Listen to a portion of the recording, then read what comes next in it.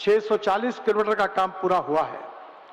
बद्रीनाथ धाम में 3800 करोड़ की लागत से ऋषिकेश से बद्रीनाथ धाम तक जो मार्ग है वो 255 किलोमीटर का काम पूरा हुआ है। धाम में 1300 करोड़ की लागत से रुद्रप्रयाग से गौरीकुंड तक दिसंबर 2026 तक हम उसको शुरू करेंगे। इसके साथ साथ गंगोत्री धाम जो है 3000 करोड़ की लागत से ऋषिकेश से धरासू होकर गंगोत्री तक का मार्ग 142 किलोमीटर का काम पूरा हुआ है और बाकी 100 किलोमीटर का काम चरणबद्ध तरीके से हो रहा है। जल्दी उसको पूरा करने की हमारी कोशिश है। यमुनोत्री धाम में 2500 करोड़ की लागत से धरासू से यमुनोत्री तक मार्ग जो 46 किलोमीटर काम पूरा हुआ है और 30 किलोमीटर का काम अप्रैल 2028 तक हम पूरा करेंगे। सबसे गंभीर समस्या थी जिसके कारण आप सबको भी चिंता थी, हमको भी चिंता थी, लैंडस्लाइड की। हमने जागतिक स्तर पर स्विट्जरलैंड की इंस्टीट्यूट के साथ, यहाँ की एक्सपर्ट के साथ अध्ययन किया और मुझे खुशी है कि ये लैंडस्लाइड्स और घसान इसके कारण जो कई मार्ग बंद हो जाते हैं उसके लिए हमने एक योजनाएं तैयार की।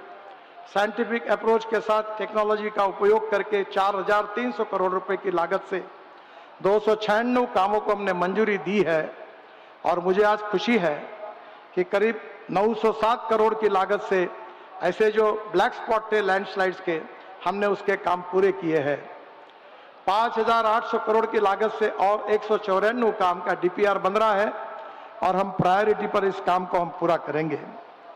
और एक खुशी की बात है जिसके लिए प्रधानमंत्री जी ने विशेष रूप से हमको आग्रह किया था कि हमको केदारनाथ धाम जाने के लिए 8 से 9 घंटे लगते हैं और सोनप्रयाग से केदारनाथ तक करीब 4000 करोड़ की लागत से 12.9 किलोमीटर रोपवे बनाने का काम मंजूर हुआ है, अवार्ड हो गया है और अब ये प्रवास केवल आधा घंटे में हो जाएगा ताकि केदारनाथ की यात्रा बहुत ही सुलभ रीति से हो जाएगी।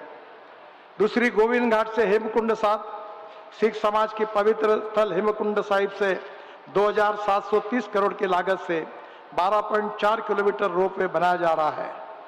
मुझे विश्वास है कि 14 लाख श्रद्धालु यहाँ से जा पाएंगे और जिसके लिए मैं आपको बहुत बहुत शुभकामनाएं देता हूँ।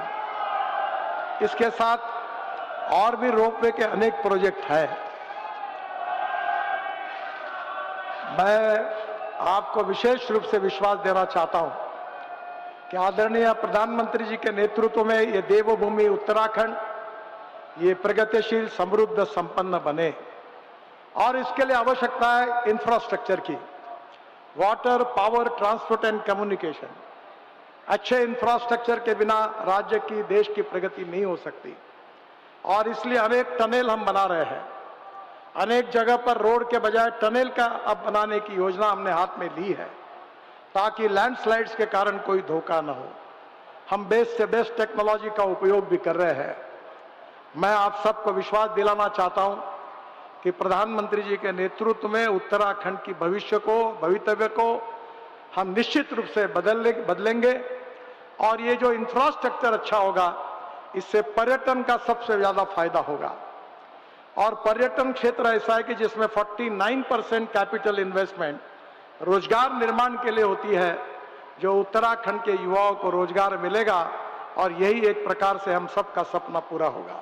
मैं फिर से एक बार उत्तराखंड की जनता को हृदय से बहुत बहुत बधाई देता हूं, अभिवादन करता हूं और प्रधानमंत्री जी इस कार्यक्रम के लिए विशेष रूप से आए हैं, उनको और मंच पर बैठे हुए सभी अतिथियों को बहुत बहुत धन्यवाद देता हूं।